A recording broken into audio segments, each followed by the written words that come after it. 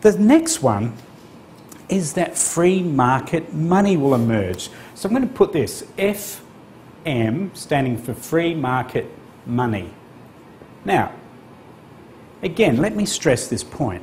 Throughout 6,000 years, we've seen this same cycle appear time and time again throughout every nation on the planet, through every empire, through every society and every civilization. Free market money simply comes about for this one reason.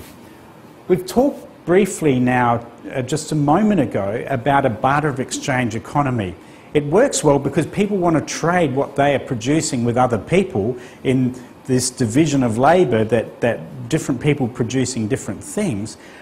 But one thing that is not good in a barter of exchange economy is the ability to exchange quickly and easily. What I mean by that, let's say I produce beef cattle and I produce a very valuable side of beef, but I just want to buy one loaf of bread from the baker who has applied his labour to producing grain and then taking that grain and turning it into loaves of bread. So very often in an exchange transaction where, let's say, the timberman or the lumberman is wanting to exchange his timber for some food and vegetables or whatever it is, it really requires something of value to help that exchange process. Now, when this free market emerged, one of the men within that economy liked to apply his natural resources to mining and exploring for minerals. And in that process, he developed a mine which mined gold and silver. Very, very time-consuming, takes a lot of labour, it's also highly risky. And eventually, by producing gold and silver within that free market economy, it had a very high intrinsic value because gold and silver is very, very rare. It's very hard to find, and of course, it's very difficult to mine. But once it is mined, it has a huge intrinsic value. Now, the point of free market money is that throughout most of 6,000 years, we found that this element right here, a piece of gold, has naturally become the money that people have chosen within this free market.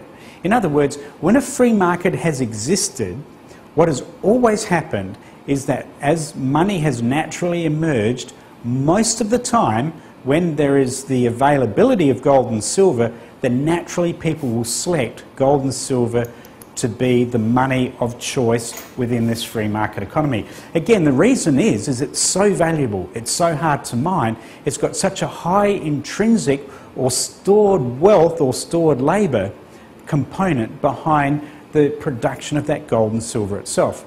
I think one of the other important aspects of what makes gold and silver work so well as money is there's so much value locked inside that small piece, which makes it very convenient and easy for me to be able to slip it in my pocket and then walk around with something that represents a large amount of goods and services. So within that economy, a small piece of gold will buy a large amount of wealth. So I guess one of the things too about it is the fact that gold is universally recognised. In fact, the piece of gold I just showed you a moment ago could have come from Egypt, the mines of ancient Egypt, or it could have come from the desert sands of Australia or the deep underground mines of South Africa. It makes no difference. I straight away look at it, I can feel the texture, I can see the lustre, and I can feel the weight of the gold relative to its size, and I straight away instantly recognise that to be pure gold. And anybody in the world can instantly and quickly recognise pure gold or pure silver. That's why for 6,000 years now, this has worked so well as free market money.